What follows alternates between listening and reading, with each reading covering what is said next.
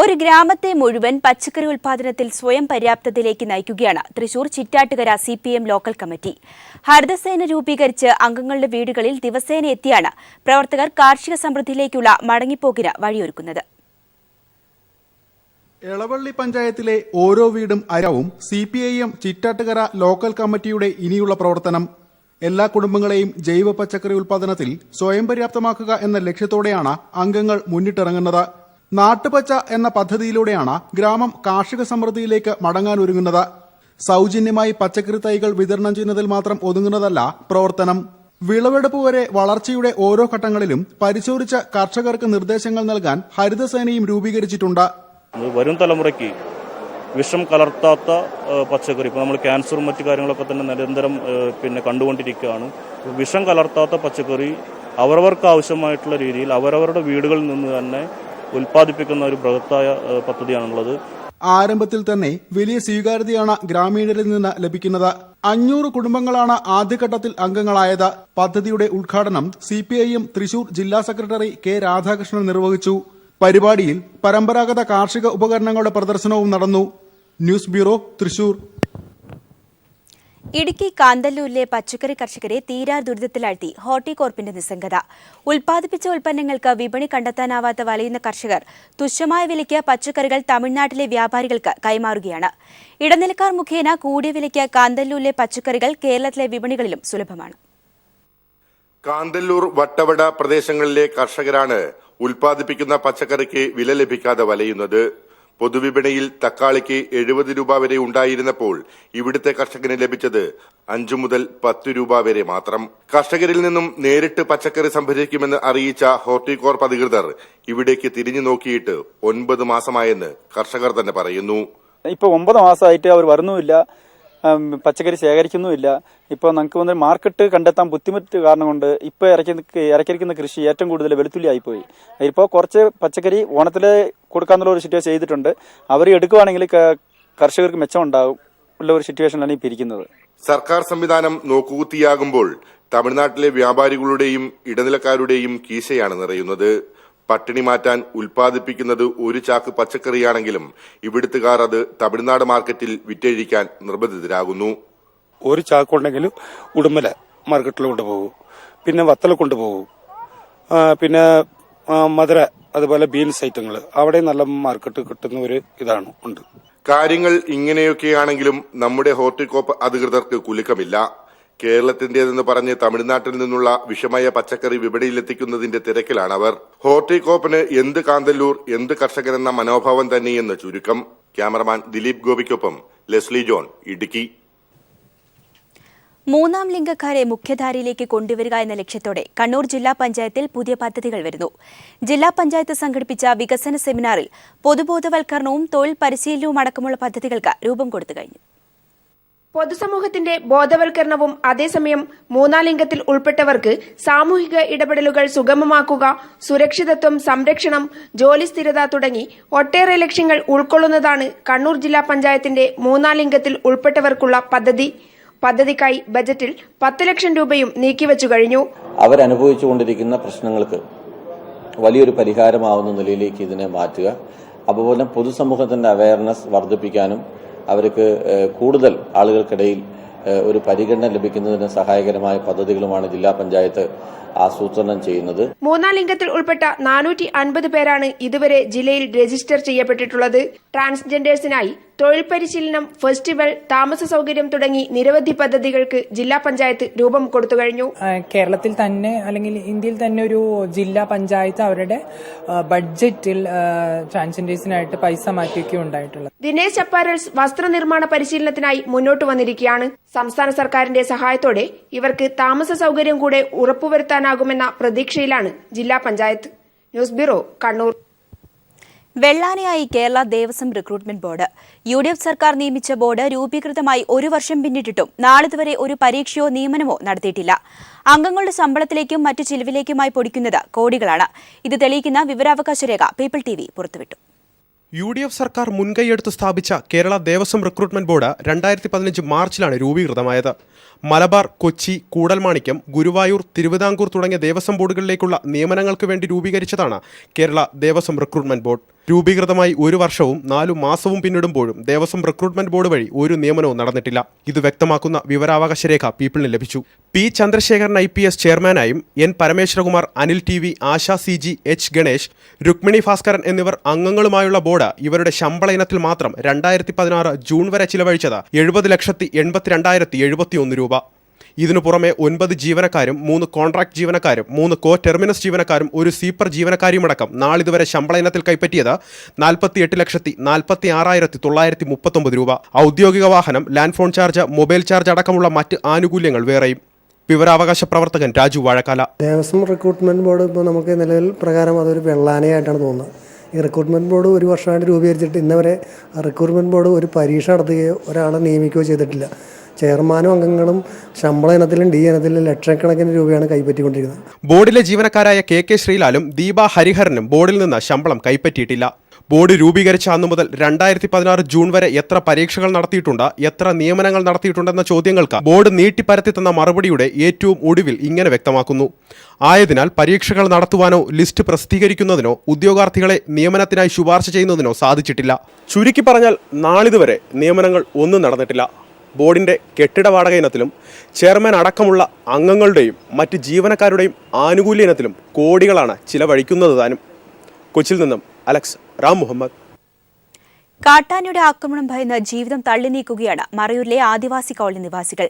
വർഷങ്ങളായി പരിപാലിച്ചു വന്ന കാർഷിക വിളകൾ ഒറ്റ രാത്രി കൊണ്ട് തകർത്തെറിയപ്പെടുമ്പോൾ നിസ്സഹായരായി നോക്കി നിൽക്കാനേ ഇവർക്ക് കഴിയുന്നുള്ളൂ. കാട്ടുകൊമ്പൻ ആദിവാസി കോളനിയിൽ ചുറ്റിത്തിരിയുമ്പോൾ ആദിവാസികളുടെ ജീവിതം ദുസ്സഹമാവുകയാണ്. വൈകുന്നേരം 5 മണി കഴിഞ്ഞാൽ വീടിന് പുറത്തിറങ്ങാൻ കഴിയാത്ത അവസ്ഥയിലാണിവർ. കഴിഞ്ഞ 6 വർഷമായി കാട്ടാനയുടെ ആക്രമണത്തിൽ നിന്നും പലരും തലനാരിഴയ്ക്കാണ് രക്ഷപ്പെടുന്നത്. ഉടയാറിന്റെ മകൻ രജനി എന്ന് പറഞ്ഞ ചെറുപ്പക്കാരൻ, 32 വയസ്സുള്ള ചെറുപ്പക്കാരൻ, ആനയുടെ ആക്രമണത്തിൽ പരിക്കേറ്റ് അദ്ദേഹം മരണപ്പെട്ടിട്ടുണ്ട്. ഫോറസ്റ്റിന്റെ വളരെ ഗുരുതരമായ ഒരു അനാസ്ഥയാണ്. ഇതിനു മുമ്പ് കഴിഞ്ഞ വർഷം 1 വർഷം മുമ്പ് ബാബുനഗർ കോളനിയിൽ നമ്മുടെ പെട്രോൾ ബങ്കിന്റെ ജംഗ്ഷനിൽ ഹബീബുള്ള എന്ന് പറയുന്ന ഒരു വ്യാപാരി ആനയുടെ കുത്തേറ്റ് മരണപ്പെട്ടു. കാട്ടാനയുടെ ആക്രമണത്തിൽ മറയൂർ ടൗണിലെ വ്യാപാരി കൊല്ലപ്പെട്ടതിനെ തുടർന്ന് വനാതിർത്തിയിൽ സോളാർ ഫെൻസിംഗ് സ്ഥാപിക്കുമെന്ന് പ്രഖ്യാപിച്ചിരുന്നെങ്കിലും പ്രദേശവാസികൾക്ക് ഒട്ടും പ്രയോജനകരമല്ലാത്ത രീതിയിൽ വനം വകുപ്പ് ഇത് തട്ടിക്കൂട്ടുകയായിരുന്നു. കാട്ടാനക്കൂട്ടത്തിന്റെ വ്യാപകമായ ആക്രമണം കാരണം കൃഷിയിറക്കാൻ കഴിയാതെ നരകിക്കുകയാണ് പലരും. വിവിധ ഭാഗങ്ങളിൽ നിന്നും ആദിവാസികളെ പുനരധിവസിപ്പിച്ചിരുന്ന ഇന്ദിരാഗാന്ധി കോളനിയിൽ സൗകര്യങ്ങൾ ഒന്നും തന്നെ ഇതുവരെ ഒരുക്കിയിട്ടില്ല. കൃഷിയും കാലി വളർത്തലും എല്ലാം തന്നെ ദുസ്സഹമായതോടെ എന്തു ചെയ്യണമെന്നറിയാത്ത അവസ്ഥയിലാണ് കർഷകർ. കാട്ടാനയുടെ ആക്രമണത്തിൽ 6 പേരാണ് കൊല്ലപ്പെട്ടത്. നിരവധി പേർക്ക് പരിക്കേൽക്കുകയും അംഗഭംഗം സംഭവിക്കുകയും ചെയ്തിരുന്നു. പുലിയിറങ്ങി വളർത്തുമൃഗങ്ങളെ കൊന്നു തിന്നുന്നത് കാരണം തുച്ഛമായ വിലയ്ക്ക് പലരും ഇവയെ വിറ്റുപോവുകയാണ്. 4 വർഷത്തിനിടെ 2 കോടിയിലധികം രൂപയാണ് കർഷകർക്ക് നഷ്ടം സംഭവിച്ചിട്ടുള്ളത്. News bureau, Idukki. Malaparamba AUP school ഏറ്റെടുക്കുന്ന നടപടി എത്രയും പെട്ടെന്ന് പൂർത്തിയാക്കുമെന്ന് വിദ്യാഭ്യാസ മന്ത്രി C. രവീന്ദ്രനാഥ്. സ്കൂൾ താൽക്കാലികമായി പ്രവർത്തിക്കുന്ന കോഴിക്കോട് കളക്ടറേറ്റിലെ എഞ്ചിനീയേഴ്സ് ഹാൾ മന്ത്രി സന്ദർശിച്ചു. മലാപ്പറമ്പ് AUP സ്കൂൾ താൽക്കാലികമായി പ്രവർത്തിക്കുന്ന കോഴിക്കോട് കളക്ടറേറ്റിലെ എഞ്ചിനീയേഴ്സ് ഹാളിലാണ് വിദ്യാഭ്യാസ മന്ത്രി C. രവീന്ദ്രനാഥ് സന്ദർശനം നടത്തിയത്. സ്കൂളിലെത്തിയ വിദ്യാഭ്യാസ മന്ത്രിയെ കുട്ടികൾ ചേർന്ന് സ്വീകരിച്ചു. ചിലരുടെ മുഖത്ത് അത്ഭുതവും ആശ്ചര്യവും, പിന്നെ നിറച്ചിരി. മന്ത്രിയുടെ വാക്ക് ശ്രദ്ധയോടെയാണ് കുട്ടികൾ കേട്ടിരുന്നത്. ആൽവിനെ കെട്ടിപ്പിടിച്ചു മന്ത്രി ഉമ്മ നൽകിയപ്പോൾ എഡ്വിനു നിരാശ, പിന്നെ അത് കരച്ചിലേക്കും മാറി. പൊടുന്നനെ എഡ്വിന് ഉമ്മ നൽകാനും മന്ത്രി മറന്നില്ല. എത്രയും പെട്ടെന്ന് സ്കൂൾ ഏറ്റെടുക്കാനുള്ള നടപടികൾ പൂർത്തിയാക്കുമെന്ന് മന്ത്രി പറഞ്ഞു. മലാപ്പറമ്പ് സ്കൂള് ഏറ്റെടുക്കുവാനുള്ള എല്ലാ നടപടികളും ചെയ്തുകൊണ്ടിരിക്കുകയാണ്. അതിൽ ഒരു ഘട്ടം എന്ന രീതിയിൽ നിയമസഭയിൽ ഒരു പ്രമേയം പാസ്സാക്കി കഴിഞ്ഞു. ആ പ്രമേയത്തെ തുടർന്ന് സ്കൂൾ ഏറ്റെടുക്കാനുള്ള നടപടി കുറെ കൂടി ലഘൂകരിക്കുന്ന രീതിയുണ്ട്. അതനുസരിച്ച് വളരെ പെട്ടെന്ന്, എത്രയും പെട്ടെന്ന് മറ്റ് നടപടികൾ പൂർത്തീകരിച്ച് മലാപ്പറമ്പ് സ്കൂള് സർക്കാർ ഏറ്റെടുക്കും. ഒരു അധ്യാപകന്റെ വാത്സല്യത്തോടെയാണ് മന്ത്രി കുട്ടികളോട് സംസാരിച്ചത്. താൽക്കാലികമായി പണിത ക്ലാസ് മുറികളും മന്ത്രി സന്ദർശിച്ചു. News bureau, Kozhikode. ഹൃദയ സംബന്ധമായ രോഗം ബാധിച്ച് 25 വർഷമായി ദുരിതമനുഭവിക്കുകയാണ് തിരുവനന്തപുരം സ്വദേശി ഹർഷകുമാർ. സാമ്പത്തിക പരാധീനതകൾ കാരണം ഇപ്പോൾ തുടർ ചികിത്സയും മുടങ്ങി. ആശങ്കയുടെ നടുവിലാണ് ഈ 43-കാരന്റെ ജീവിതം. ഹൃദയവാൽവുകൾക്കുണ്ടായ തകരാറാണ് ഹർഷകുമാർ എന്ന 43-കാരനെ മാറാരോഗിയാക്കിയത്. കഴിഞ്ഞ 25 വർഷമായി തിരുവനന്തപുരം മെഡിക്കൽ കോളേജ് ആശുപത്രിയിൽ ചികിത്സയിലാണ് ഇയാൾ. ഇപ്പോൾ വൃക്ക സംബന്ധമായ രോഗങ്ങളും പിടിപെട്ടു. എന്നാൽ സാമ്പത്തിക പരാധീനത കാരണം തുടർ ചികിത്സ നടത്താനാകുന്നില്ലെന്ന് ഹർഷകുമാർ പറയുന്നു. എനിക്ക് 2 പ്രാവശ്യം അറ്റാക്കൊക്കെ വന്നു, ബ്ലഡൊക്കെ ഛർദ്ദിച്ച് ഡോക്ടറെ മെഡിക്കൽ കോളേജിൽ അഡ്മിറ്റിനെ വിട്ട് പോകാൻ ഒരു സാമ്പത്തിക ബുദ്ധിമുട്ടായതിനെ കൊണ്ട് ഇതുവരെ അവിടെ അഡ്മിറ്റ് ആയില്ല. എനിക്കിപ്പം ചിലവിന് പോലും ഒരു നിവൃത്തിയില്ല. രോഗം കാരണം ജോലി ചെയ്യാനുമാകില്ല. സ്വന്തമായി വീടില്ലാത്ത ഹർഷകുമാർ ഒരു ബന്ധുവിന്റെ കൂടെയാണ് താമസിക്കുന്നത്. സഹൃദയരുടെ സഹായം മാത്രമാണ് ഇനി ഏക പ്രതീക്ഷ. SBT കാട്ടാക്കട ബ്രാഞ്ചിലെ അക്കൗണ്ടിലൂടെ സുമനസുകൾക്ക് ഹർഷകുമാറിന് സഹായമേകാം. News bureau, Thiruvananthapuram. സംസ്ഥാനത്ത് അരിവില നിയന്ത്രിക്കാനും ലഭ്യത ഉറപ്പാക്കാനും ആന്ധ്രയിലെ മൊത്തവിതരണക്കാരുമായി ധാരണയിലെത്തിയതായി ഭക്ഷ്യമന്ത്രി പി തിലോത്തമൻ.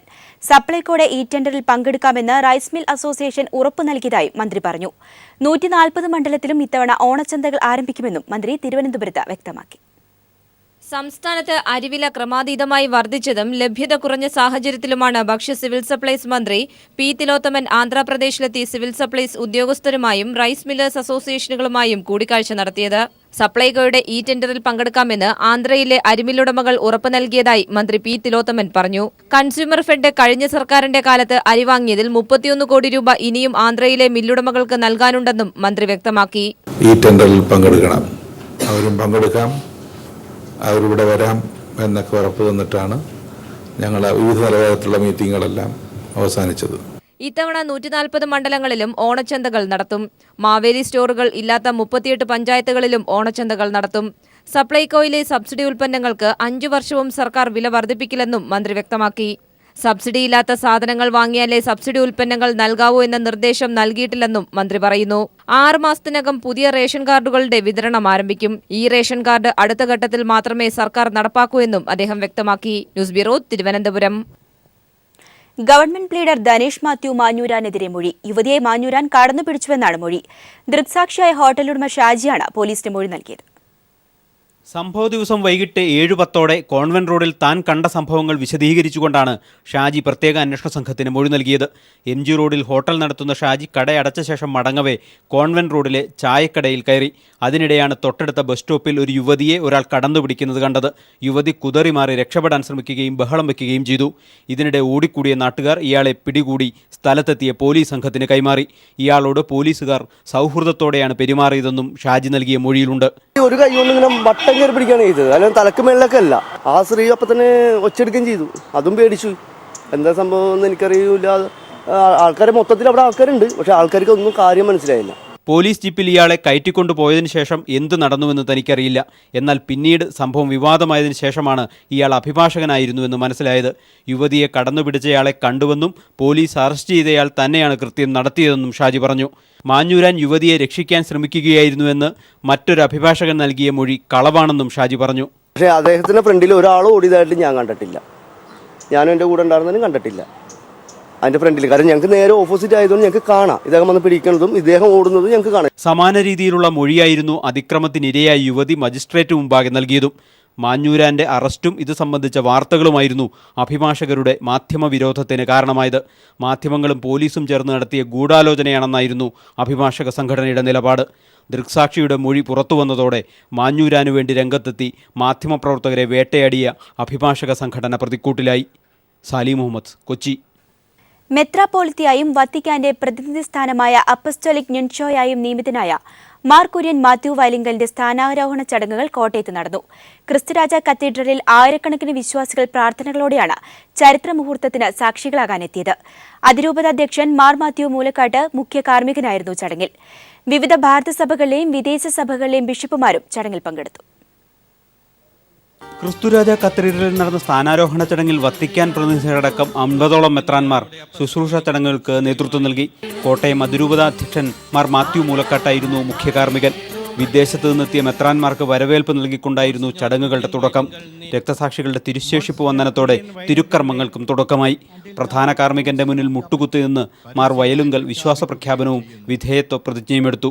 കത്തീഡ്രലിൽ അണിനിരന്ന ആയിരക്കണക്കിന് വിശ്വാസികൾ ചടങ്ങുകളിൽ പ്രാർത്ഥനാപൂർവ്വം പങ്കാളികളായി. പാപ്പുവ ന്യൂഗിനിയുടെ അപ്പസ്തോലിക് നുൻഷ്യോയെയും റസിയാരിയയുടെ സ്ഥാനിക മെത്രാപ്പോലിത്തയുമായാണ് മാർ കുര്യൻ വയലുങ്കൽ നിയമിതനായത്.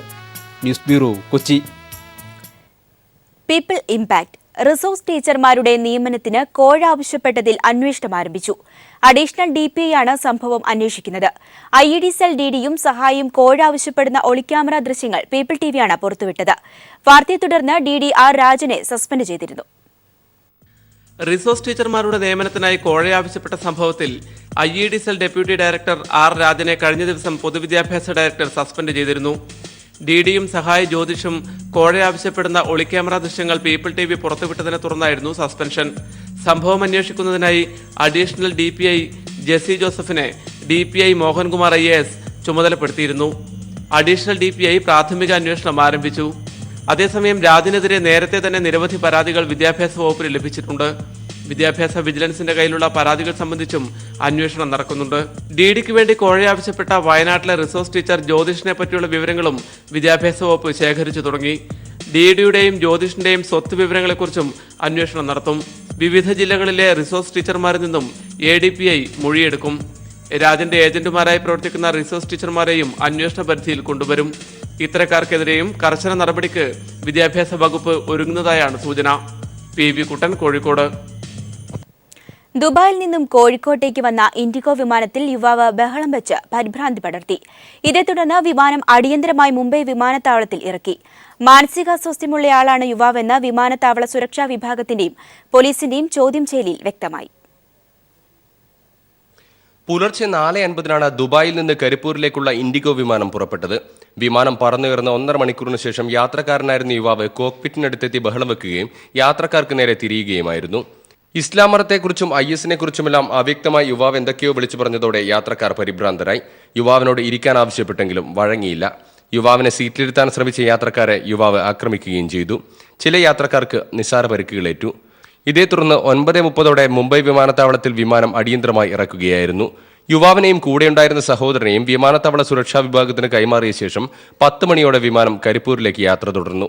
ഫ്രണ്ടിൽ വന്നിട്ട് കോക്പിറ്റിന്റെ അവിടെയുള്ള ഒരു ഇത് വെച്ചിട്ടുണ്ട്, അവിടെ ഒരു ക്യാബിൻ വെച്ചിട്ടുണ്ട്. അതിന്റെ മുകളിൽ കയറുന്ന ഭയങ്കര സൗണ്ടും ശബ്ദം എന്തെല്ലോ വിളിച്ചു പറയാ, തോന്നിയാസൊക്കെ വിളിച്ചു പറയാ. നമ്മൾ ജസ്റ്റ് ചോദിക്കാൻ വേണ്ടി പോവുക, അടിക്കുക. അങ്ങനെ ഒരു 3-4 പേരെ അടിക്കുകയും ചെയ്തു. കണ്ണൂർ കടവത്തൂർ സ്വദേശിയായ യുവാവ് ദുബായിൽ നിന്ന് സഹോദരനോടൊപ്പം നാട്ടിലേക്ക് വരികയായിരുന്നു.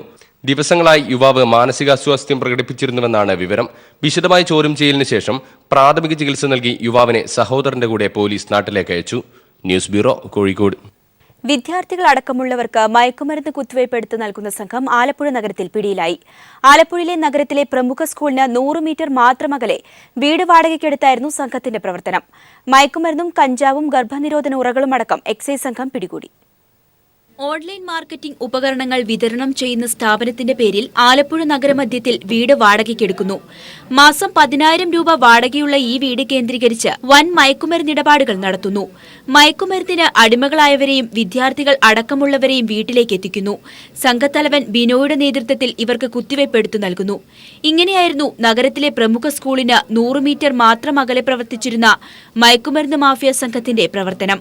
എക്സൈസ് പരിശോധിക്കുമ്പോൾ കുത്തിവയ്ക്കുന്നതിനായി മയക്കുമരുന്ന് സിറിഞ്ചുകളിൽ നിറച്ച നിലയിലായിരുന്നു. കഞ്ചാവ്, ഗർഭനിരോധന ഗുളികകൾ, ഗർഭനിരോധന ഉറകൾ അടക്കമുള്ളവയും പരിശോധനയിൽ കണ്ടെത്തി. കുത്തിവയ്പ് എടുത്തു നൽകുന്ന ബിനോയും 5 ആവശ്യക്കാരുമാണ് പിടിയിലായത്.